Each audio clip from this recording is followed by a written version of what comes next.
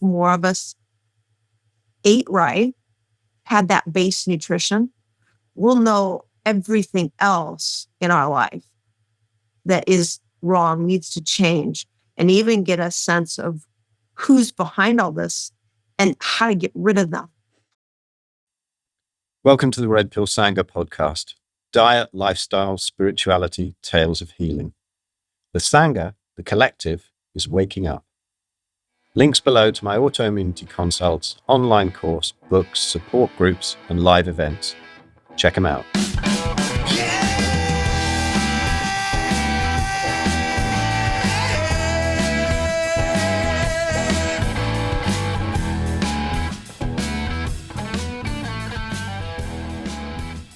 Hi everyone, welcome back to the Red Pill Sangha podcast. Now I'm giggling because I'm really, really excited because early on in my journey, going carnivore in 2015, or even before that, there were these mythical people, Joe and Charlene Andersen, who had been carnivore for quite some time. And then when they joined my 100% carnivore group, I was just so honored. And if I had a comment from Joe and Charlene Andersen, it would be like, wow, there they are. And then Charlene went quiet and Joe went quiet, and we'll go into why that was. But I am so excited to have you on my podcast now, Charlene, because you're speaking out. Welcome. Oh, Phil, thank you. Super excited to be here. I have to say that Charlene and Joe were absolutely instrumental in me having not only the confidence to go carnivore myself, but also to feed my children that way. And it has been an absolute blessing, because we'll meet Peter at some point in this podcast and you'll see how horrendously unhealthy he looks, how deprived he is of broccoli. So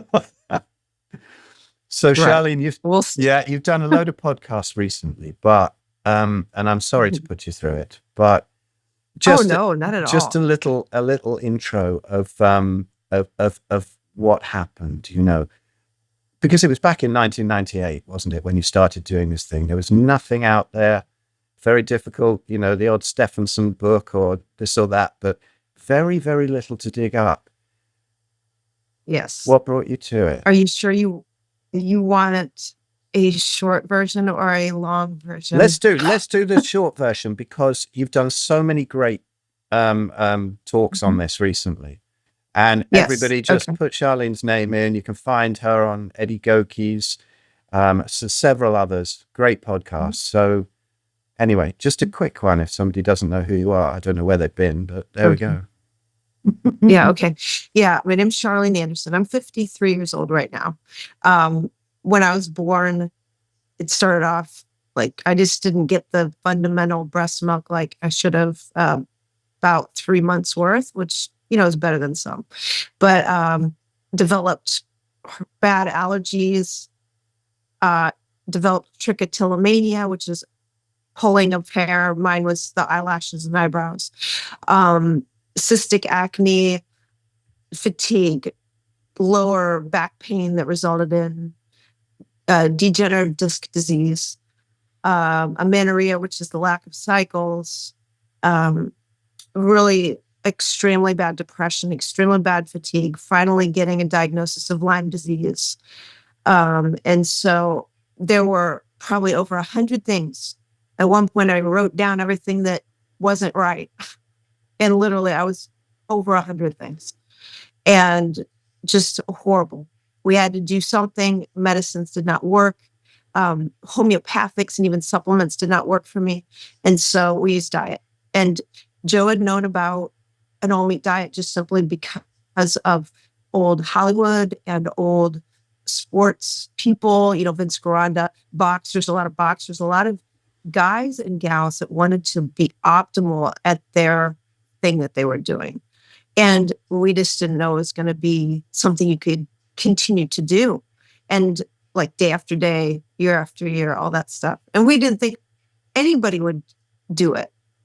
Anybody in the world, honestly. We thought, who would believe that vegetables are bad for us? So we thought we were alone, but we weren't. As you know, we were not alone. And we did not know about the doctors that had done that with their patients, with kids with epilepsy and all sorts of maladies of their patients that they reverse with an all meat diet. I mean, this was just, we just did not know about it. We would have done anything for that information. We're lucky nowadays that all this stuff's out there, that there's this wonderful community and support system that we never, ever thought would develop, ever. And it's just going to get bigger. So anyways, when we adopted the diet, which for me, I had to become more strict, and the more we narrowed it down, the better I felt. So every single thing reversed. The trichotillomania reversed, the degenerative disc disease reversed, the amenorrhea reversed. I had 2 easy pregnancies. I had 2 home births, nursed them. Everything was great. No complications, nothing. And then the Lyme disease took a little while to feel like I was over that. But, we started really, really seriously August of 1998. So we're at the 28-year mark right now. And so we've been at this a while. And trust me, Phil, it took us years for me to figure it out enough, like 6 years before we realized it was red meat only. There was no such thing as the lion diet. We just realized it was red meat, not pork, not fowl, not shellfish, seafood, any of that stuff. If I wanted to feel my best, I had to be very, very picky. And every single little tiny aspect of us buying it, storing it, cooking it, eating it, all that stuff, every little tiny detail mattered for me. I could tell either I felt worse or I felt better. And so we had stacks of journals. We kept track of everything. And I got mad. I got mad many, many times because I did not think we would find the answer at all.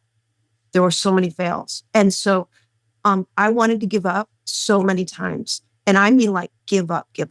There was nothing for me. I had no life. I just had nothing. There was nothing I could think of that was worth living for. And so we had to keep going. And Joe kept me on track. He kept me positive. He saw more than I did of the positive things that happened. And so year after year, I'm better. Things went away. And so that's where I'm sitting now, is that we've been at this forever and all these problems have reversed, and I could not be happier.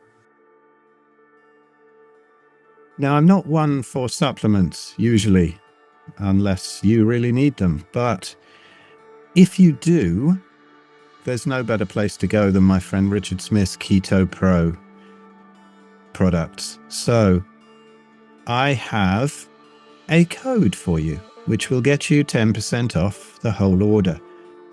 And they do all kinds of electrolytes. Now, I have used them and they're great. You can get unflavored ones. So everything that Richard does is great ingredients, and you can absolutely trust things that he produces. So there's the electrolytes, there's good protein and collagen products, bone broths, MCT and ketones, all kinds of low carb and keto snacks, that kind of thing. So please go to theketopro.com/Escott, one word, Escott.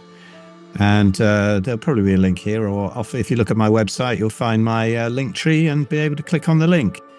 But go and check them out. So, that's beautiful. So there you go. That's beautiful. I look, well, somebody sent me a screenshot or a photocopy of a page, 2 pages in my book that I wrote at 2014, I think. And it was all the list of things that I'd sent to my rheumatologist. And I'd forgotten most of them. So many of these things go away. I'd listed them, hundreds of things. And I really would love to talk to you about the strictness, because I know exactly how you feel, just wanting to give up. I was in so much pain, couldn't move in 2010, went over into 2011. I lost about 90 pounds just doing veganism and fasting, long fast. And then finally I thought, right, I've got it. The GAPS thing. It's going to be fine. And I did 11-day water fast.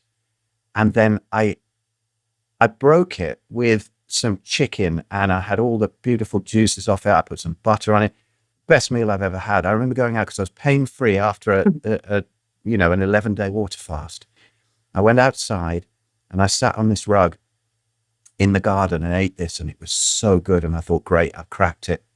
Animal products, anything, that's fine. I couldn't get up. I was going to go and get some more. I couldn't get up. I was in that much pain that quickly. And that was the lowest point, I think, for me, when I realized there's nothing left for me to eat. What am I going to do? It was from elation to suicidal in a couple of minutes. Yes. And people don't understand. There's a great quote. I think it's for bipolar people when they say they're like everyone else, only more so. And that's how we are, where we have to be that strict. I mean, go through, for a lot of the people who watch the stuff that I do are, in terrible agony with rheumatoid, and then they go, oh, well, I tried carnivore for a while, and milk, butter, cheese, eggs, all this thing, pork, chicken, it didn't work. What do you have to say to them from your story of how strict you have to be? Because this is one thing that is so important to me to get across to people. Oh, yes. Just because it's carnivore, which again, that name is fairly recent. It used to be an all meat diet or a zero carbohydrate diet, but that's fine. Carnivore stuck fine. That world is huge of eating. It's huge, even though people think of it as extremely, extremely tight and restrictive and horrible. But you have to decide whether dairy works. Byproducts, which eggs, dairy, which will that work for you? They can be highly, highly inflammatory for people. They were for me. I can get away with a little bit of butter if I'm traveling, if I have no other fat source, I can do that. But for me, my decision every day is to pick the foods that make me feel best. And that would be, well, for me, it's ribeye. But I would say it's whole red meat, not ground either. I could not do ground. So see, there you go. I mean, it's even within the world of red meat. I can't say it's about a red meat only diet for me. It's about the meat that makes me feel best. And that would be whole meat, ribeye, but whole meat with a attached fat. That's the best for me. That's like the top echelon for me. And then if I couldn't get that, then I would have to find either steak fat trimmings or below that, tallow or suet, the freeze-dried suet stuff. But for me, I had to be even picky with the fact that it wasn't ground. I need whole meat. My body accepts that more. And you know what? You have to make a decision if you figure something out or if you're in the process of figuring it out. What are you willing to do? Are you willing to eat or not consume things that make you feel bad? Are you going to eat only what makes you feel good? What do you want out of your life? Because it can be very restrictive. But what we always found is that the more restricted we were, the freer we felt. All of us. Joe, myself, my boys, Charlie and George, they're 19 and 21 now. It is the weirdest thing, but as we became more strict, we threw a party knowing, okay, now I know it's not about poultry. I know it's not about ground meat. It's not that I can't ever have it, but if I do, I have to be careful how much I have. It's a decision, and you have to be strong in yourself, in your convictions of how you want to feel. And honestly, enjoy the fact that your body lets you know if it wants something or not. Because I think the toughest thing is when people say, oh, I can eat anything. And it seems like they can. But what may be happening are things bubbling under the surface that are not as ideal, but they can't tell until something happens. And then it's like, oh, shoot. Well, shoot, why did that happen? Well, I think it's because you were consuming something inflammatory that was not for your body, and your body was kind of masking it every day. But now you've got a problem. It is all a decision. You have to decide for yourself. I can never tell anybody what to do because everybody can be different. I think that there's kind of an overall trend that we follow as human beings as what's optimal for us, but everybody is a little bit different. You have to do what makes you feel best and stick with it. So, Yeah, I think that's really important because I'm really convinced now that there's only one food that gives you everything you need and nothing you don't, which is fatty meat from ruminant animals. However, yes. people even going on to that have a different healing journey. People go, oh, we're all different. What about blood types? What about this? What about that? And you say, no, that's what will give you everything you need and nothing you don't. But you will have a different healing path. You might have some problems adapting. You might have, which is then it's great to have a coach. But I just did this video, going around the supermarket, having a go at plant toxins and then going home and eating a bit of raw meat. It went crazy last week. It was like 1 million views or something. I've never had anything like that before. But the attacks, I mean, I treat them kind of amusingly. I'm going to do a sort of follow-up video with some of the responses that I do because I love turning them into farce. I've had them for 10 years. Vegan attacks, death threats. I mean, incredible things. The passion that people have about food, the anger, it's unbelievable, isn't it? I go on podcasts where it's not like a diet podcast, and I lose them all these subscribers. I did one last week. It's not that you can talk about the elites eating babies and stuff like that, and it's not as controversial as doing carnivore. I know that you've had attacks as well. It's crazy, isn't it? Yes. They just want to help. Yes. I don't like that humans, if they don't understand something or if they don't agree with something, their way to respond is anger. It's like, what are you eating? There's something wrong with you. You're not properly nourished here. Something's wrong. You shouldn't act that way. So you just see it as, well, there's something wrong. They're not worth worrying about. Although I've got to say, we had to change our lives because we wanted to protect our boys. It wasn't time back in the day. So yeah, that's another topic. No, absolutely. I think it's maybe a good time to do a little bit into that because you had to be silent for a while to protect your boys. And I didn't have that problem. I mean, I had vegans coming up when I made that little video that I sent you of my children talking about being carnivore. So many attacks under that. You should have your children taken away and all of that. They don't realize that the people who are getting prosecuted are the vegans who, when their children die or get very, very malnourished in certain countries. But Peter, see you around? Shout for him. So Peter, you there? So here's my son, Peter, for everybody watching. Charlene knows who he is, but there you go. Get in the frame. Oh, hi, Peter. Hello. Hi, how are you? I'm good, thank you.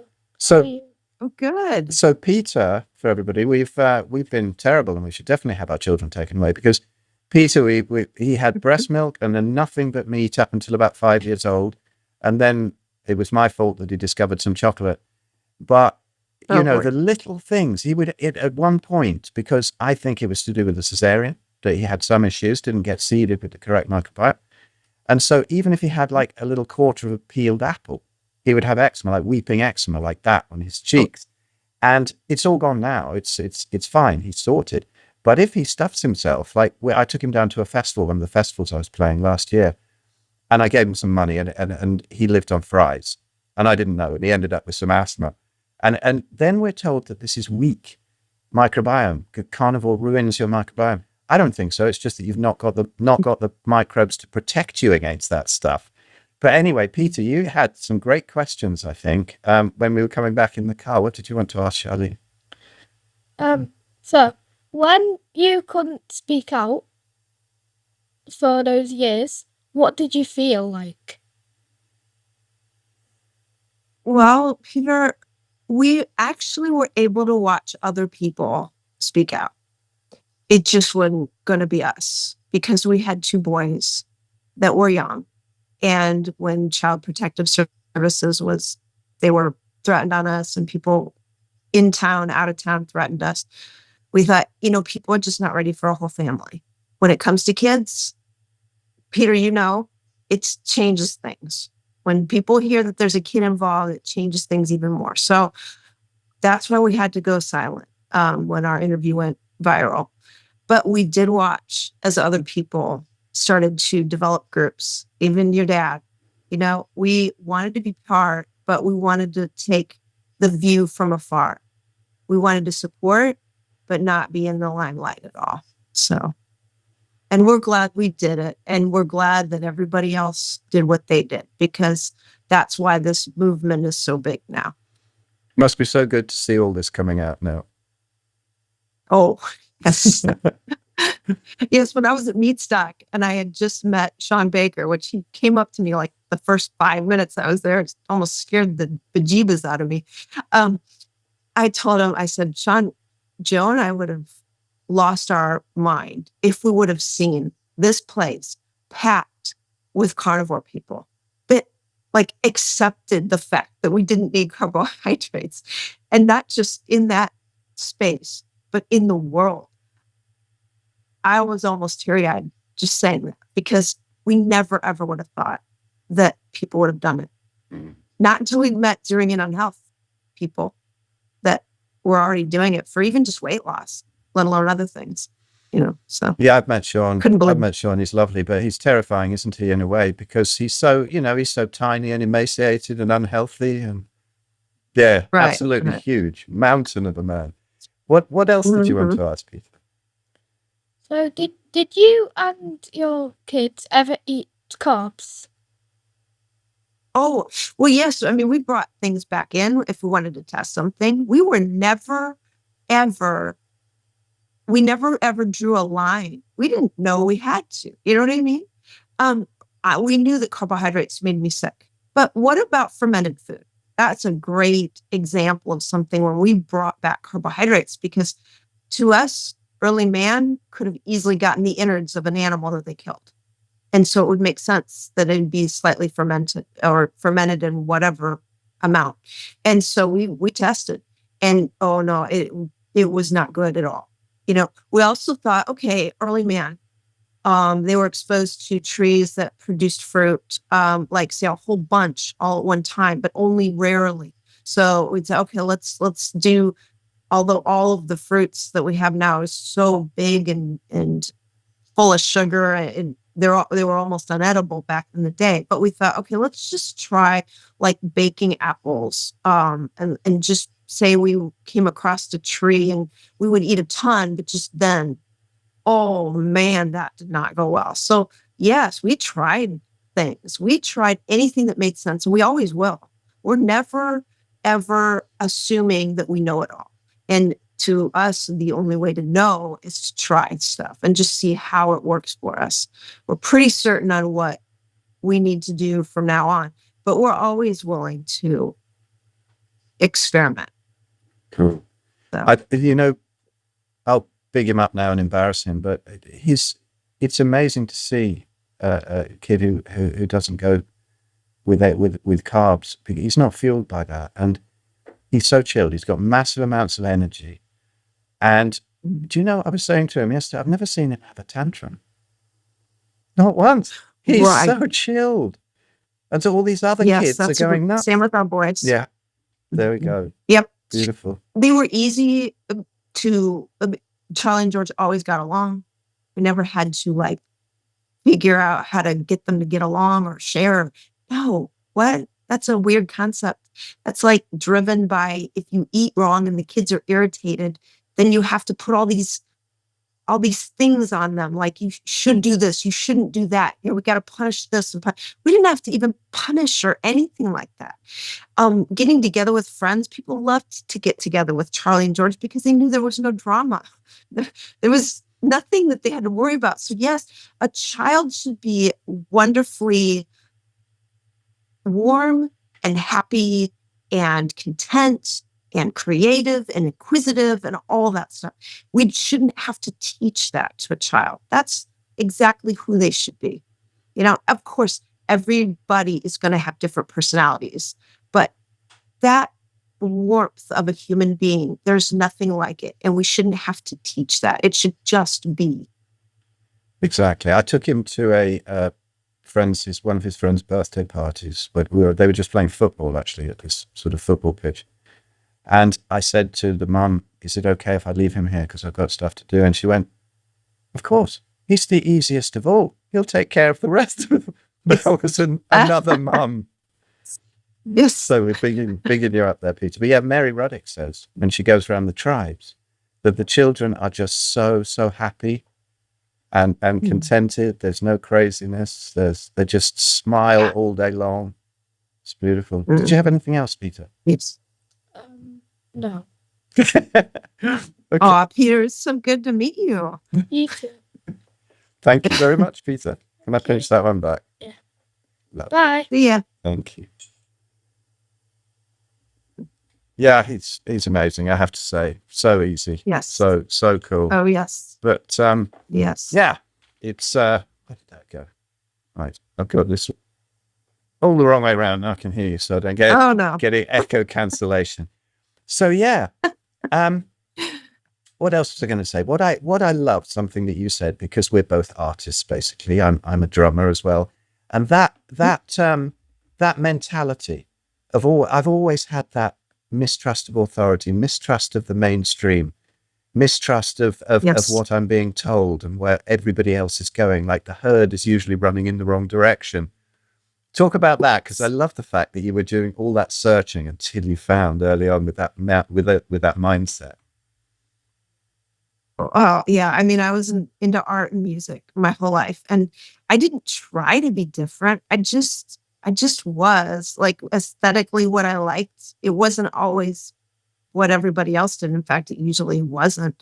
But so I never minded that. I was an only child. Unfortunately, I hated being an only child. But Me too. at least I was kind of supported by being me. And although my parents were my dad's an engineer, and my mom, her dad was a doctor. And so, both my parents were kind of black and white about things. And my dad's quite creative. I mean, my mom a little bit too, but they were much more follow the trend or, good girl, bad girl type of thing. But at least they supported me being me. And they always have, except, well, they're not really like super happy about the diet that we've been following for almost 30 years, even though they saw me paralyzed, having to be carried out of places because they were there one time. It's funny. But anyways, so yeah, I never really followed the trend. And I did almost get this feeling like I'm not sure that what everybody thinks about fill in the blank is right. So yeah, I always grew up that way. And I grew up with medical. That never felt right to me ever. My family always wondered if I'd be interested in medicine because I did well in school. But I thought, oh no, are you kidding me? No way. I'd go with my grandpa to hospitals for his rounds to see his patients that he had in there. And I'd go with he and my dad when we'd be in Cleveland on vacation. I just hated how the whole thing felt, smelled, looked, everything. It just did not feel good to me at all. I was so excited when I heard that it was legal for a woman to have a baby at home because I thought, I don't know how I'm going to go and have a baby at a hospital. That was way before I knew that it was fun to have a baby at home. It's like, wait, really? Oh, that's fantastic. Now I don't have to worry about anything. So when it came to diet, first of all, to believe in the fact that diet could actually make a difference in your life, because that's like a concept that wasn't really popular, especially when I was growing up. Well, it was almost frowned. Even gastroenterologists tell you it doesn't work. Insane. Good luck with that. Okay. The truth will find its way. It takes a while, but truth is going to win in the end. It's just going to be a while. Anyway, the more different the diet seemed like it was heading toward, away from what people thought was right, made sense to me. It's like what I had seen in the past with just life it did seem like the right path was something different than what most people take. I'm not putting people down. I don't want to seem that way, but it just did not surprise me that it was opposite almost of what most people thought. So I had no problem with that. And I knew with Joe that he and I were on the same page. Thank goodness, because I don't know how people easily do it when their spouse or their family that or people that they're surrounded with living wise or are against that. I don't know how people can easily do that. I know they do, and good for them. But yeah, we did not have any problem going against the crowd. We'd always done it, you know. Yeah. Yeah, me too. I'm So, so lucky that Peter's mum is totally supportive of it. I mean, she fixed her Graves' disease with it. And so, oh you wow. know, we know we're fine. But when you started, because I had certain worries because you're indoctrinated, and I thought, you know, it was 2012 and I was 50 at the time, and I thought, am I going to get heart disease? Is this going to happen? That going to happen? But I was finally out of pain, and I thought, I don't care. I don't care if this kills me. Yes. I'll do anything to be out of that suicidal pain. And I eventually Yeah. ended up in hospital with such bad palpitations because I hadn't figured out the electrolyte thing that some people have, you know, when they adapt to fat. And there wasn't anything wrong. In fact, they took a scan and said calcifications have disappeared. And, you know, it's just some electrical thing. It still took me a while to figure out the electrolytes. But did you have any worries like these crazy things, right? You're going to get scurvy. You're going to get heart disease. You're going to get bowel cancer. You know, all of these things that come up. How did you deal with that at the start, and doubts and having confidence? Well, because nobody really knew we were doing it back in 1998, only people in our family that knew what we were doing had concerns. And it's almost like people hadn't told them what you should be afraid of if you do this. um, so I guess they would think of heart disease because of fat. That's about the only thing. And then this whole cancer thing came about later. You know what I mean? It's almost like they weren't even out there of people being told, oh, no, you shouldn't do a diet like that because then this will happen. Whatever, you know? We thought to ourselves, if something makes us feel better and all these different symptoms start to go away, we understood the concept of inflammation or reaction. And we thought, why in the world would our heart be sick if everything else was getting better? That did not make sense. It's same with cancer. People weren't spoon-fed this fear. So we didn't hear about it much other than just concern that we were being so restrictive and knowing that we were going to have a family and all this and that. And we did have to give up some family members just because we felt like they don't have our best interest in mind. And we've got to do this thing. And we were in the infant stages of it. We didn't know where it was going to lead, but we were definitely going down a path that they were not okay with. And it just kind of was a natural separation. And that's what happened. And we thought, this is survival for us. We're just going to keep doing our thing. And we gotta not worry about anybody else. It's funny, isn't it? People say, how do you deal with the controversy of it? How do you ever eat out? How do you eat with other people? I'm quite naughty and I quite enjoy the controversy of it. You know, like if you're in a restaurant, they've got their pizza and they've got their Coca-Cola and all of that sort of thing, and you're sitting there with a steak and maybe some butter if there's not enough fat, and they say, you know, that's dangerous. You're going to get heart disease. I remember once I pointed out that, you know, I am the only adult around this table who can fit my arse on the chair. And you're worried about me. Come on, guys.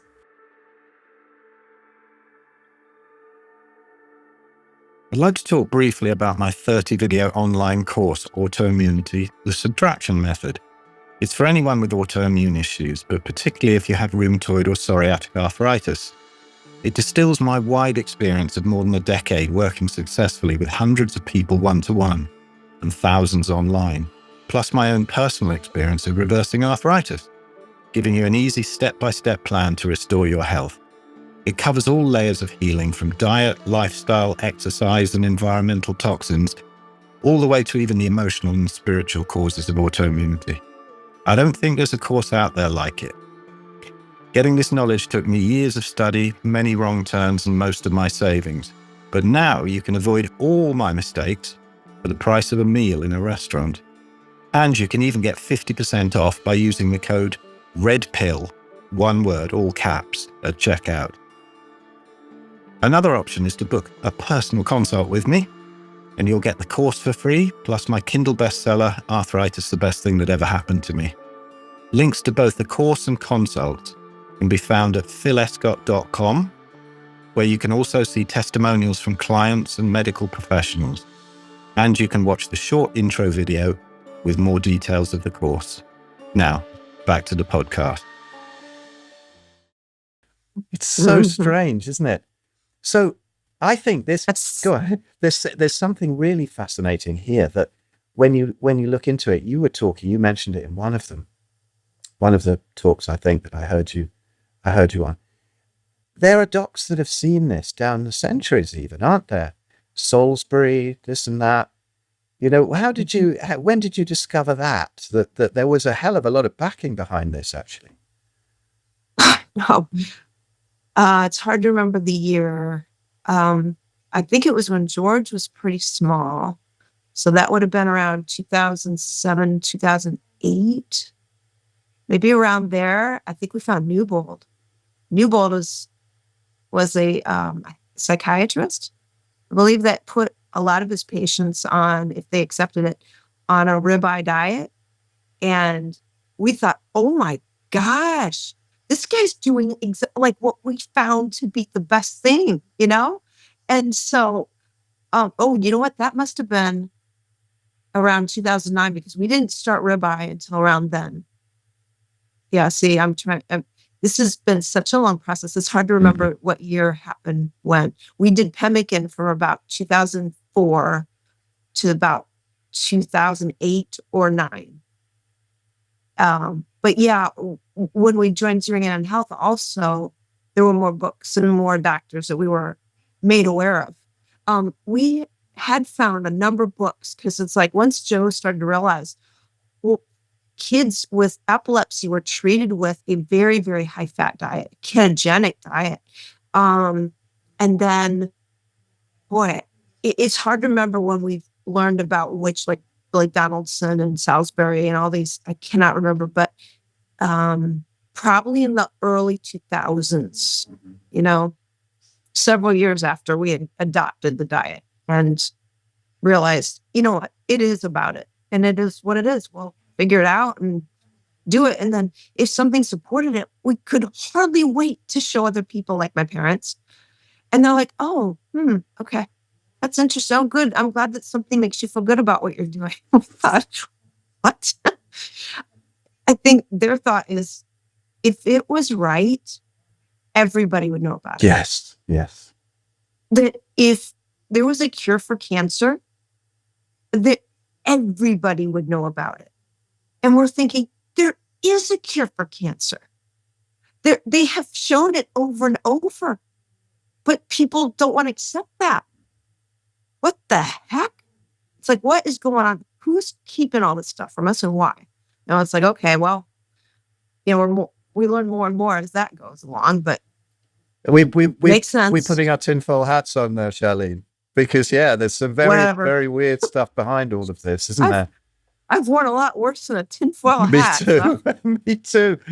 You know, the cancer thing is weird, because it generally, I mean, I don't even believe it's actually a disease. I think it's more of a healing process, a desperate attempt to sort of seal off some toxins. But I learned this with my mum when she was 93 or so. 92. She told me that I have a big lump in my breast. I was looking after her. You know, at the time, my dad got killed by the medical system in 2003. Oh, but sorry. Yeah, it happens so much, doesn't it? And she had this big lump, and I thought, that's real dodgy. So we went and had a look, had it looked at, and yes, she had breast cancer. and then put her on a carnivore diet and some what do you call it? That the Rick Simpson oil, the proper cannabis oil that gets you really mashed as well. And she was just too mashed. And at first experience of getting stoned at 92, I had to stop going down that. I went around there one day and she's sweeping the lawn. I said, "What are you doing?" She said, "I don't know." I'm like, "Right, okay, I've got to stop this." And so I had just had this intuition from so many people who had said that iodine fixes fibrocystic breast syndrome, that kind of thing. So we put her on a carnivore diet and iodine. And now you can see on my YouTube channel, that tumor just disappearing, the skin all coming back to normal. Uh-huh. It was amazing. And when it reversed so fast. And her oncologist, who was a surgical oncologist, so he wasn't so caught in prescribing all the drugs, he thought I was insane, but he was quite cool. And I said, "Look, if we do fail in this, because it looks like it's going to ulcerate, would you sort it out under a local?" And he said, "Yeah, cool." Anyway, you see, I'd given up after this iodine protocol because it was still ulcerating. And then I'd stop painting it on it. I'd stop giving her the iodine, but apparently it can happen after that. And she said, "It's going away." And I thought, "No, you're nuts." And it had the skin had all come back to normal. The lump was like half the size. And an appointment came up with the oncologist. And I've told this story a few times, so apologies if anyone's heard it. But it was so funny with the oncologist because I didn't say anything. And he just examined her. And you could see he stopped in his tracks. And he turned around to me and he said, "How did you do that?" And I said, "I told you what we were going to do." And I said, "You're an oncologist. Is that the first natural cancer reversal you've seen?" And he said, "Yes." And I said, "Well, I'm a drummer and I've seen quite a few." And I loved that little bit of a sort of, finally got a little bit of my own back on him, but he was quite cool. I hope he thought about it after that. But something I wanted to ask you really was, it's become kind of evident as well on my channel, and also this last video did. So many people are coming up saying, "I know so-and-so who went carnivore and it all went wrong. It really hurt them. It really damaged them." Because you've helped a ton of people. I haven't. We've helped them through this adaptation phase. What are you seeing about what people think is going horrendously wrong with carnivore at the start, and how to get them through it? Oh, that is rough, because people with medical conditions that are trying to reverse things, some things get worse first. Also, I think that if you don't eat enough fat, especially after a while, you're going to have problems. I just don't think that we're meant to sustain ourselves too lean on meat. I think that alone can be a fail. And it's hard to get people to understand how much fat they need. I like to give a visual. Okay, so if you look at a steak that's raw, just because you can see easily the fat and the protein. So the white that's the fat is like one part. And then the lean or the meat is red. That's 3 parts. So it's like visually raw, 1 part to 3 parts. That's around 80% fat. That's around what humans, indigenous societies that have been on an all meat diet, that's what they tend to eat, around that. That is what sustains them. And I believe we're mainly fat eaters with meat attached, not visually, but like calorie wise. And I just hate to tell people they've got to do something a certain way, because some people just cannot digest the fat that easily. They have to do what feels right to them. But I would just wonder, okay, what are they eating? Also, again, because I had to be quite picky. If I were trying to survive on affordable ground meat, I don't think that carnivore would be extremely, extremely successful for me. I think that I would still have back problems. I think I would still have trichotillomania. I would probably still have some allergy problems. Ground meat is very, very bacterial, or mince. People call it mince too in different areas. And even cooking sometimes doesn't kill that stuff. So even if it's a super high fat diet, but certain things are still consumed that the body just doesn't want optimally, it can seem like it's a fail because the body's trying to tell you, I don't really want that. You have to figure it out. And that's a rough one. Also, some people rely solely on lean meat or meat with added fats. And again, those are not always used by the body as easily and as well as attached fat. Most people don't have to worry about that, but some people, it can fail because of that. There are a number of things it could be. I never, ever want to push somebody to do something that doesn't feel right. So if carnivore doesn't feel right, they feel better having some vegetation or whatever they decide to have, fine. I'm not stopping you. I want you to feel the best you can feel. So, but if you're talking about why carnivore fails for people, it's just some things I'm thinking, not eating enough calories, not eating enough fat. Those are kind of the things I'm thinking about.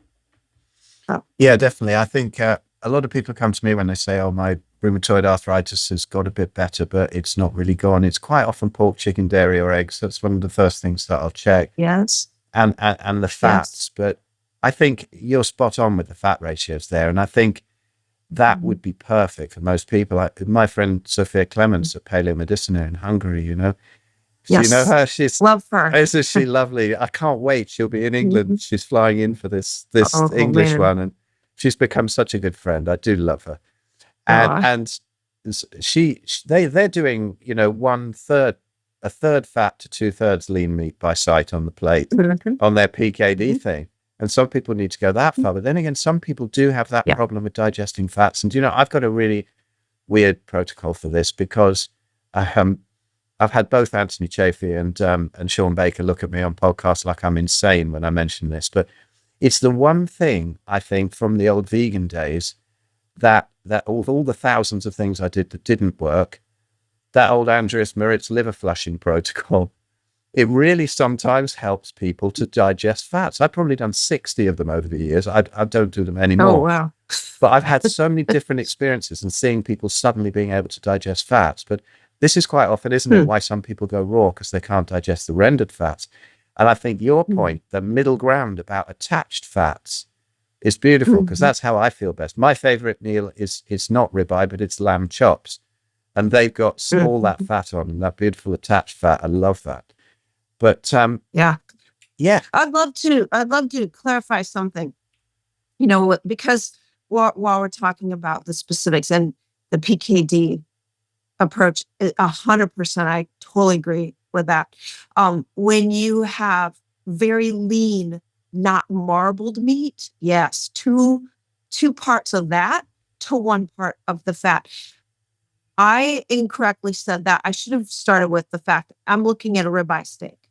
So the ribeye is going to have marbling within the meat. So that's why the 3-to-1 ratio for a fatty piece of meat versus if you're going super lean, like pork or like a chop, where there's hardly any marbling. And then that would be more of like a 2-to-1 ratio. I mean, let's say it as it is. That's exactly it, and that makes a difference if the meat itself is marbled or not. So I don't know. Maybe I made things more confusing. No, not at all. I think that's perfect. Okay. That's perfect. I mean, I don't even think that it's an exact science between those kind of PKD and the other sort of ratio. It's for people to experiment. I think if you get on that kind of spectrum in between those kind of fat levels, but definitely keep them up, you're not going to go far wrong. I mean, it basically is quite often for people, it's just listen to their bottom, isn't it? And see whether they're having too much fat or too little. Right, exactly. Yeah, your body will tell you. Definitely. And the type of fat, like rendered fat can go right through you versus attached fat. I believe that humans are meant to eat attached fat and not ground whole meat, but that's me. I would agree. I feel better on it. Yeah, I have tallow. We always have tallow to add if there's not enough. But yes. To have it attached, it tastes so much nicer anyway, doesn't it? It's beautiful. Oh, yes. So, so how far have you gone down this this sort of rabbit hole of where this all came from? We did a book called The Red Pill Food Revolution about how we looked into how the many areas of the elites over the centuries have controlled us by diet. And my talk was in Spain last year was just because everybody else got all the science. It goes in one ear and out the other. For me, with 10% of it maybe lodging. The docs are all very clever, but my thing was being caught in this by the transcendental meditation movement, which is all the meditation, yoga. You'll never get enlightened if you eat meat and all of that sort of thing. And now my veggie friends in this community that I don't have much to do with, but they're down the road, now they hit their 60s and 70s.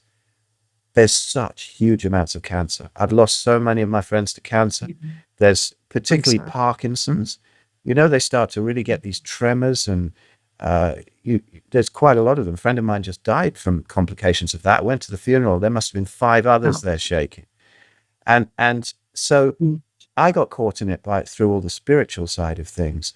And that's been used for control an awful lot. I think the religions, the spirituality, the Seventh-day Adventists and all of that. Yes. But I agree. But yeah, how far have you gone down? But if you looked at it sounds like you have down the ages. We've been controlled by slave diets. What's been going on there? When you start to realize that what you're doing is so different from everybody else, you've got to look at everything and you got to think why. Why? First of all, why does it work for me? Why is this working for me? Why did it work for Indigenous people? Why have we been kept from the information? Why? And it is not a good world where a small group wants to control everybody. To them, it makes sense.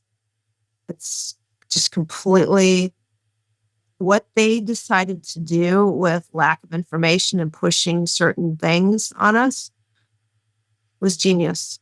And unfortunately, humans are weak and they follow. But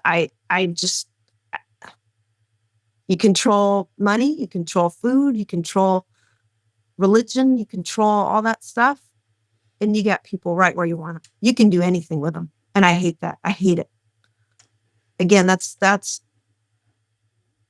where if you take a different path, whether you want to think of it as being more of a leader or just not a follower, that's where you can not have to go down that path.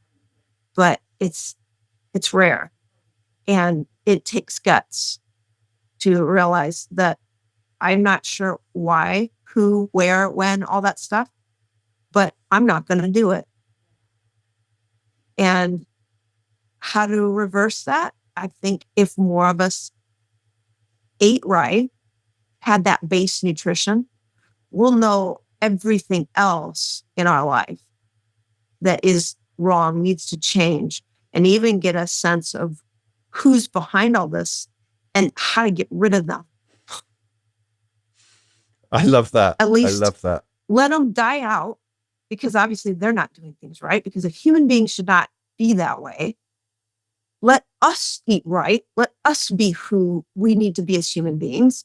And like I always say, that truth and light wins in the end. I don't care what you define light as, whether it's God or whether it's, whatever kind of good thing there is out there. I don't care what you call it. To me, it's all similar. But that will win in the end. I don't know when. It's going to win. You cannot keep driving people away from and controlling people, driving people away from the wrong diet. That's the best thing you can do, because then you can control everything. Because people, if they're not nourished properly, they don't think right. They are not the person they need to be. They're not strong, all that stuff. So to me, baseline nutrition, and then everything else will fall in place. So. I think that's fantastic, because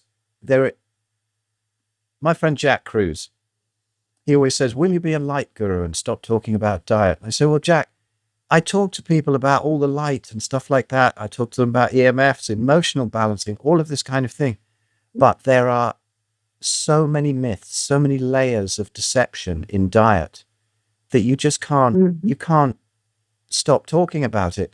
If you get a vegan come to you and say, how can I heal? And you say, well, get all the light right, get the blue lights off in the evening, switch your EMFs off from the router, get out, get ground. They're going, oh, yeah, go hug a tree if you want.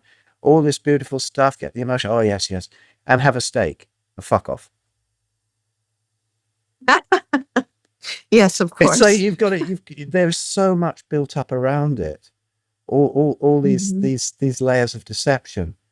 And what I see as well is people woken up to so many of the other things that are going on in the world, because I play in this band that got quite well known with this number one of you can shove the New World Order up your ass, you can shove the poison vaccines up your ass, and all of that. It was a stupid throwaway song that he's been singing for 15 years that everybody's heard, went viral around the world.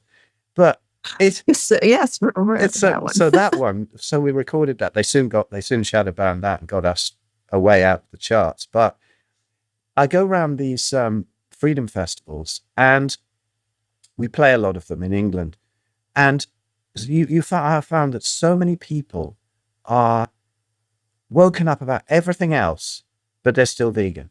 And you're like, come on, guys, have you not seen what these elites are pushing? The same people who are pushing these lovely, safe and effective interventions are also pushing all the veganism. And then now, over the past few years, it's been beautiful. I've done festivals this year, and people have come up and said, people I don't know, and they said, are you? And it's like, I think they're going to say the drummer in this band. Are you this carnivore guy? You're Phil, aren't you? I've been watching your channel, and I've lost 60 pounds. My diabetes has reversed, things like that. And people are nowhere near so aggressive about it. There's a lot of people coming over to it. Are you seeing that now? That there's a waking up to that? Yes. It's unfortunate that I think that because non-carnivore foods are so addictive, and they rule, they have established a gut biome in those people that want to continue that they are, the bacteria in their guts are fed by all that vegetation, all that stuff. If you move them to an all-meat diet, that stuff completely changes. And we are more bacteria than ourselves. And so that drives a lot of our decisions. I understand why people don't want to make that shift, because they will completely change themselves. And unfortunately, that bacteria voice, that gut biome that is incorrect in their gut is so strong. It does not make them want to make the right choice. So I always think, wow, I don't know how somebody does decide, other than maybe a scary event or a health scare. People who kind of mildly make the change, I think, wow, I don't know how you did it, but way to go. Unfortunately, the bad food sounds good. It's drug. It makes us feel great, but it's so damaging. I don't know, just a few thoughts kind of floating in there about that. No, Sorry. I know, not at all, because I think that's brilliant, because people can't give up this stuff, because it's a mixture of carbs and fats that doesn't really happen in nature. And it hits that bliss spot. And these companies, they employ addiction specialists, don't they? Yes. To get that bliss point. And they're making it not only with decent fats and carbs mixed, which doesn't really work, but they're doing it with grains and seed oils. And they're like, whoa. Yeah. Even better for them. Yeah, even better. It's so cheap to produce. But I mean, what is the most delicious thing that anyone's going to find in nature? It's fatty meat, right? Yes. We want fat. I mean, part of that's there. It's like, well, they're getting fat, but seed oil fat, like you mentioned, and then mix it with carbs. Pooh, drug, big time drug. Totally. Yeah. And I love that once people start thinking about it as a recreational drug, that kind of food, and then they can sometimes get through the addictions. So many ways to do that. I mean, if you heard of all this sort of tapping and stuff and things like that, and going through that sort of emotional thing, that can help people sometimes, to get rid of the food addictions. But I've heard you mention this, but people say there's so many conflicting ideas out there. Every single diet guru is saying something different. I always say just look at it through the ancestral lens. Juicing. Did we ever juice? Did we ever do things like that? Because I've heard you mention this. Talked about how useful it is looking at things through the ancestral lens. How to break through all the bullshit, the conflicting information by using that lens. Mm-hmm. How have you done that? Yeah. Have you heard of microdosing? Have you been tempted to try it? Its popularity seems to be exploding at the moment. After abusing those substances in my youth over 40 years ago, I never thought I'd revisit them. But microdosing is a very different thing. I've been using Brain Supreme's Genius Blend and others, and I and many others are getting some incredible benefits from it. For example, recently I managed to learn 27 songs in 2 days for a last-minute drumming gig, something I believe would have been impossible for me without. If you're not familiar with microdosing, please look for my Red Pill Sangha podcast episode with Brain Supreme CEO Adam Schell. It's fascinating, and Adam has an amazing story of his own. Or go straight to check out their range of products. Go to brainsupreme.co, not com, and use the discount code PHIL, all capitals, at checkout for 15% off. Now back to the podcast. Well, we always ask why, if something works versus something that doesn't work. And what we found is it goes way back. And this will conflict with a lot of religious beliefs, but we like to look at earliest man. Earliest man was even before being a hunter. We were an opportunistic scavenger. We honored the predator that killed a large ruminant animal. And we allowed them their time to eat the organs, to eat the lean meat. They left the fatty rib meat for us, not because they wanted to leave it for us, but they didn't want that. They would not be healthy eating that stuff. And they didn't want us. We were piddly to them. So we went in there right after they were done. We had the perfect tools to grab the rib meat. And fire was there, and we took it away, we cooked it, and we ate it. And that was evolution of our brains and the shrinking of our intestinal system, which is an evolutionary path ahead. And I know that will maybe bother some people, but that's how we saw it. Everybody has their own way of describing maybe why. Why does that seem to work versus nose to tail does not work for me and seemingly some others. And that if you get super duper picky, that rib meat is really, really, really ideal. The fat from a large animal, ruminant animal, red meat, and the proportion that's already there, that makes sense to us. But that's just a theory. So I think that's perfect. This is what people don't realize, that we've experimented for so many years, right? You even way longer than I have. But we've had to experiment with tiny little changes. And then when you put a video up or something about one thing, they go, well, it's just spreading misinformation. It's ridiculous. You've just obviously discovered this and you've jumped on the bandwagon. You're like, have you got any idea how many months, how many years we've been through finding little ways to change this thing? To give the best results. And it's kind of frustrating sometimes, isn't it? Where they just say, oh, well, you're just some grifter. You're just doing it. You're paid by the meat industry. How about that one? I wish. I wish. Yeah. Wait, how do I sign up for that? Exactly. It's so funny. I made a video about that years ago. So they will come up and say, yeah, they've done it on the recent one. This must be financed by the meat industry. The meat and dairy industry, they usually say. They lump that together, don't they? And you're like, no, I'll agree with the vegans on how dodgy dairy can be. But seriously, there's no one out there paying any of us. No, like I said, how do I sign up? Exactly. Definitely. God, I'd love it if they did. because I wouldn't do it. I wouldn't do it if there was something that I didn't agree with. I mean, couldn't we go out there now and sell a load of supplements? We could do that. Probably know loads about supplements and what they all do, but really, you don't need any. All you need is just meat. And so there's really no way to make money out of this. I say to them, look, if I wanted to make more money, I'd have a vegan channel. Loads of people sign up to that. Or if you really want to make money on YouTube or something, have a channel with funny cats. That's really what does it, isn't it? Not talking about a meat-based diet. Oh, it's crazy. Yeah. So, let me see. What else did I have? I think this is something interesting that Mary Ruddock said. I think it was in Spain, on the talk she did in Spain. That's on my YouTube channel.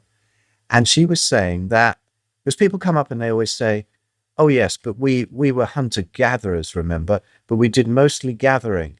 And so we'd have lived on mostly nuts and berries and things like that. But Mary was saying, she sits there with these tribes, and there's not even any panic about it. They're so damn good at it. Sort of some of the young guys will suddenly go, hey, shall we go hunting? That'll be fun. And they go out, and short time later, they come back with something, and they're very, very good at it. So have you had that where people say, how do you answer that when they say, oh, well, basically we're gatherers. That's what we lived on. Well, then do it. Yeah, if you want, try it. We always would say, let them. Just let them. If they want to eat that way, let them. That means that the demand for meat is less, and that's their decision. So I just want them to do their thing. Just let them. Let them. It's fine.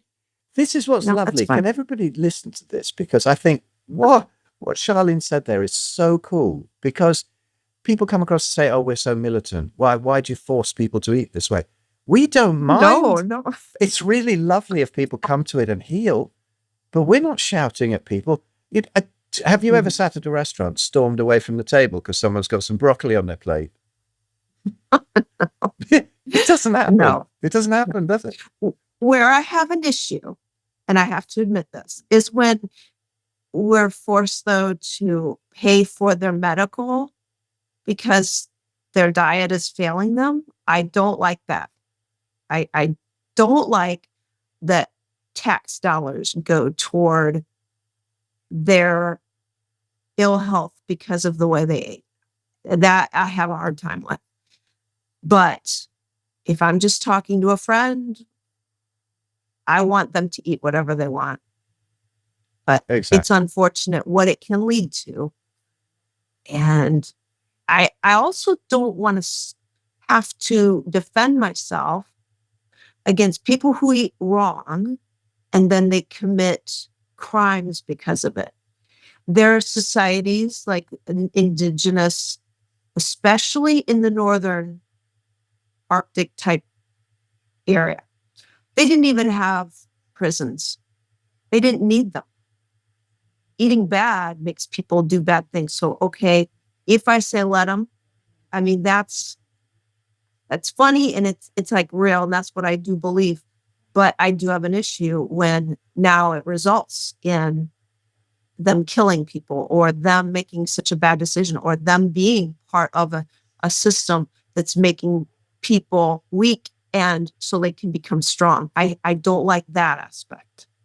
So, I can say let them, but there are things where if they eat bad, they're going to do things that will affect my life. That's where I do have a hard time with it. So I'm totally with you on that. I always get accused of vegan bashing. And not at all. I have huge compassion for them. What I do have issues with people like Dr. Greger and Clapper and all these people who are pushing that agenda. And they must know. They must know by now. And I do have an issue with them. And so it's veganism that or pushing any of those kind of diets that I do have an issue with. And I think we need to get rid of those. Bring up something? Absolutely, yeah. Go for it. Yeah. I'd love to bring up something I have not brought up with any interview, and I don't know if I will. But we're kind of going down this path a little bit. Now, hold on. Let me make sure that I get this right here. Okay. Just because you eat just meat does not mean that you are going to be a good person, or that you're not going to have things about you that are less than optimal. We've talked about the whole bacteria thing. If you think about Indian tribes, some people like fantasize about the good aspects of them, the spirituality, the one with nature. Yes, I get all that. But some of them are the most warring, horribly angry, and tribal in a bad way. You have to look, okay, a lot of them ate just meat. A lot of them ate pemmican. These would have been people that were in a warm environment and dealing with meat. And I think that the proper treatment of our meat, meaning don't let it get bacterial, is huge. Because northern people that ate just meat or fish or, fatty meat, all meat diet, zero carbohydrate, their meat did not become bacterial. They did not have, some of them didn't even have a word for criminal or anything like that. But if you look at people that live in a warm environment, even if they eat meat only, but that preparation, that storage, they did what they could to keep meat around and not have it spoil. And it lowered bacteria, yes. But their behavior shows us something. It isn't just about meat only. It is about proper preparation of meat. It is about proper storage of meat. It is about respecting bacteria, which we are not the highest on the food chain. They are. Bacteria is at the highest level of the food chain. And it, I think, will always be that way. And the only way that we have a chance of being the best humans we can is to understand who our enemy is, because bacteria wants to eat on us. It wants our dead, rotting flesh. It does. That's what it wants. And it will make us make decisions that are poor to get that. So if we respect our enemy, and if we work with what conditions are there, because we cannot have a no bacteria body, no. We have to have it proper, and eating meat in the right way, not allowing too much bacteria, but just the right amount. That is what will keep us in this nice, content, proper human form, loving, accepting, creative, inquisitive, wonderful, not warring, not angry, not irritated. So I've got to say that will probably go against some people and make them mad, whatever. If it makes you mad, look at what you're eating. Exactly. No, Sorry. it's certainly not making me mad. I love it. I've never heard it expressed like that before. And that's really, really interesting. Really interesting. I've only told a couple people about it. I think that's brilliant. And it's just, again, our theory. I don't know if you remember a meme. It was early in the COVID stuff, and it was a guy being loaded into an ambulance on a stretcher, and it said, "Man in a critical condition, having heard a slightly differing viewpoint." That sounds about right. I mean, if you say something like that, it's just so interesting. I have never thought about it like that. I thought about it in the bigger picture that we went into in the book. When people started farming grains, not only did the human health go down, but also it kind of allowed, in a way, for the rise of the psychopath. Because then these people could start owning land and then having armies to protect it and then feeding the people what they chose to feed the people. And so that was a whole spiral down. But what you've noticed there is something even more subtle, which I think is really interesting. I'm going to have to think about that. I think that's very cool. I know, Phil. Very cool. Like I said, I have not come out and said this, but if you look at it, I mean, come on, you can't we cannot ignore that. Yeah, in that case, that's Yeah. something I thought we wouldn't talk about here. But it leads me on to what would you think about the other sort of extreme of that, which is people who do like high liver and stuff, where they do the whole rotting liver. Do you think that's it? Well, That fermenting it that much, or are you thinking it's would that be a better bacteria, or do you think that's under the same umbrella of absolutely crazy behavior? Well, because I think of us as being opportunistic scavengers, liver just isn't available for us. Mm. And I think if we consume things that we're not really, really meant to eat, I think we could have some problems. However, some of that stuff can be used as medicine. Mm. I really think we're all unwell and we all should be well. That path, like you said, to wellness is different for everybody. How are you going to get from being unwell to well? I don't know. And it definitely could involve liver. It could involve some kidney. It could involve marrow, and it could involve fermenting in a certain way. Those things. Try it. Yeah. That's why I don't know what to tell you. Yeah. You could find great relief in having a little bit of liver every day. Some people are so deficient and their digestion has been so diminished because of their diet that they have to do something beyond what may be perfect for a human being to eat. They may have to jumpstart in some way. I am not against that. I think it's fascinating what people have found to work for them. Good, great, whatever it's going to take to get you to feel good and be the best human you can be. Do it. Perfect. I the whole PKD thing of being very strict and adding some organ meats and that sort of thing. I think it's really cool when you're healing because, liver is like a vitamin pill, isn't it? So yes, it is. You've got that. And a load of the long-term carnivores don't have anything to do with organ meats. And so some people say, well, they're bad. There's the black and white. It's not black and white like that. I remember sitting next to Sophia at the PHC a while ago, one of the conferences here. She was over in England. And Sean was talking. And, we'd seen him eat the night before. My God, he can eat. It's incredible. We have to maintain that. Exactly. And all these guys were trying to keep up and be macho, but nobody was coming. I said, good luck on that. Are you all right, Sean? Have you had enough? And he goes, I could do another one. It was really big, huge steak. And I said to Sophia, what do you think about the way Sean eats? And she said, it's perfect for him.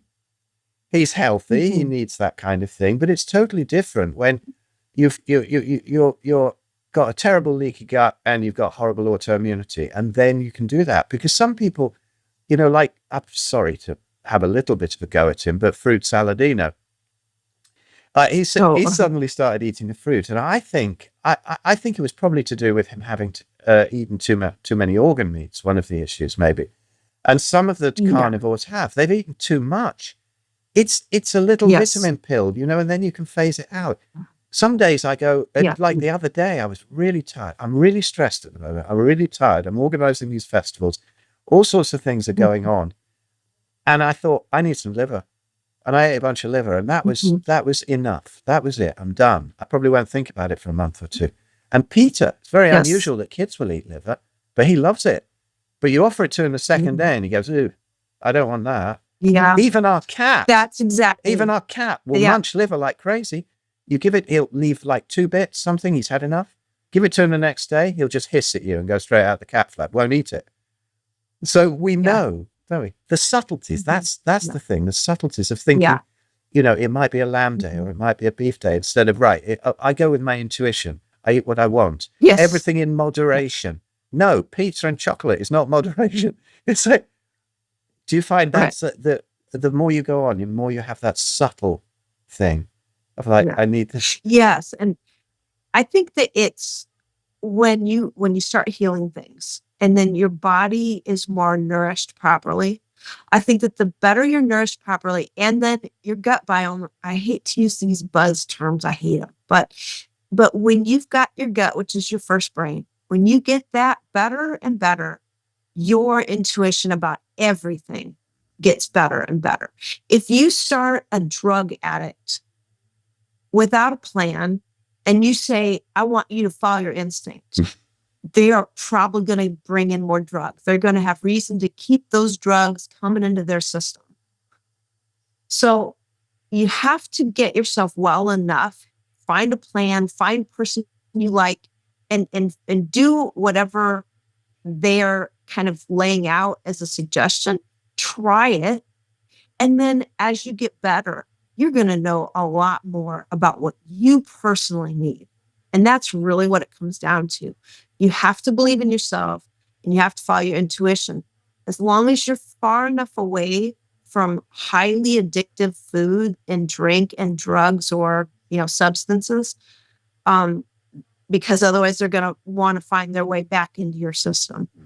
Yeah, that is a fight. So you have to let go. You have to believe in yourself, but then you have to also understand who's ruling the show. And you've got to get yourself more healthy. And then it can become stronger and stronger, those urges, and you follow those. So, Totally. what I found. Totally. And you mentioned the microbiome as well. And I'd love to bring this in here because so many people say, oh, well, it's you need fiber to feed your microbiome. No, maybe the stuff to protect you against the fiber, things like that. But, the meat will never give you a good microbiome. I think I love... It's the best. I know. I love done this. I love what Sean said once. They've had the best microbiome. Sean said once, a healthy microbiome is one that a healthy person has, and that can vary widely. We don't understand it. I don't think the most I've heard of somebody who really seems to understand a tiny corner of it now is Mary. She's blown me away, Mary Ruddick, with her sort of birth stuff and reseeding the birth micro. But she says nobody understands it. And nobody does. What do you think about this obsession with the microbiome now? Nobody really understands it. You have to have fiber, and it sounds like they know what they're talking about, but they don't really. Well, okay. I will give them this. Meat has indigestible parts that are exactly like fiber to us and create the very thing that they say we have to have. We actually get it. And without the plant issues, plant toxins and all that stuff. There are certain meats that have more of it, but we get that. We actually get that. We get everything that they think we need, but in a better form. Same with vitamin C. It's supposedly meat doesn't have any. Well, it does. And it has a very, very, very small amount. That's all you need because you're not having carbohydrates, So you have to just kind of see this as a bigger picture than most of us willing to see.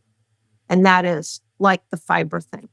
Meat actually has indigestible parts that act as like fiber and give us this wonderful stuff going on.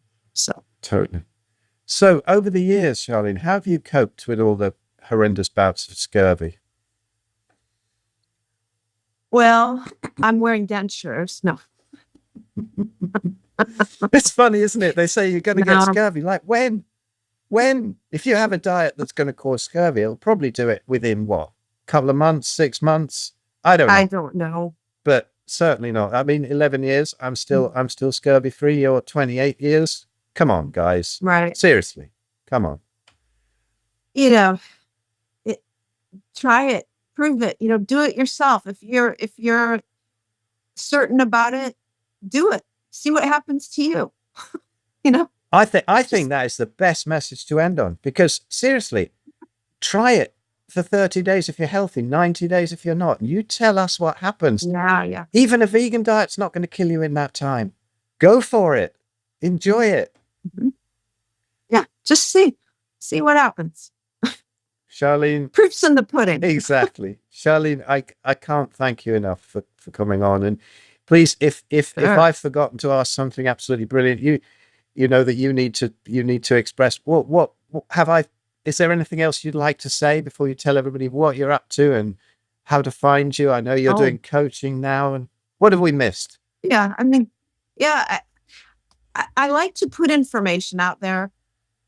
I love to put things out and allow people to find that information helpful if they can relate to it. People who are just wanting knowledge of different things, different aspects. I have some things. Look at all of Phil's stuff. Look at so many people have so much great information, great content. You can do this yourself, or there are opportunities to have one-on-one coaching. If you need something that allows you to be accountable to somebody, then that's when coaching, or finding a friend or some kind of a partner to do this with, so that you have support, you have accountability. You can find programs and suggestions of eating patterns. You can do that, or you can, again, coaching can specify it to you and what your desires are and how you can achieve them.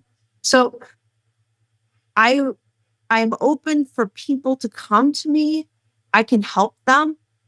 They can help themselves, though, by just gathering all the information and then deciding for themselves how to do it. So that's what I'm trying to do. I'm trying to put myself out there as much or as little as I can to help people in whatever aspect they may need to be, stimulated by, or impressed by, or encouraged by.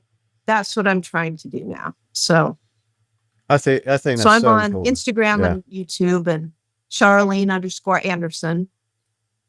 And so I try to fill in the gaps of what people may need information wise. So, The but links. always, cool. always wanting people to follow their instincts and do what they want to do. So Totally. And the links will be underneath. And, it's so nice to see you back in this space, Shirley. And it's so lovely. And, thank you. I think what you said is so important. It's all about confidence. And, I've got this online course, Autoimmunity, the subtraction method. And the first part of it is all about confidence. It's not even getting into diet, how to get confidence. And isn't it nice as well to get into the groups, the forums, the Facebook groups? I do a group call every Sunday evening for my Substack people, just because I think a lot of the time it's really nice for people to be able to communicate with people who are on the same path, instead of just looking at someone who's 10, 20 years down the line. It's a little more inspiring to come back on after a week and somebody goes, I've had these real improvements within a week or 2 weeks or something like that. And then that's beautiful for people to see that. It's a little bit daunting if it's like, somebody who's been on it for like decades or something like that. I know.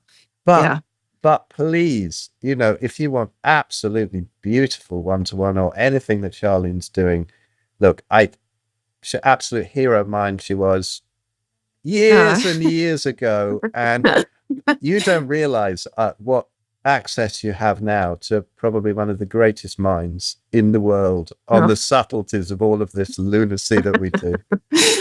Charlene, thank you. I mean, I think I said it at the beginning, but I think I owe you an awful lot for how you've inspired me and to bring up the kids. You've done it.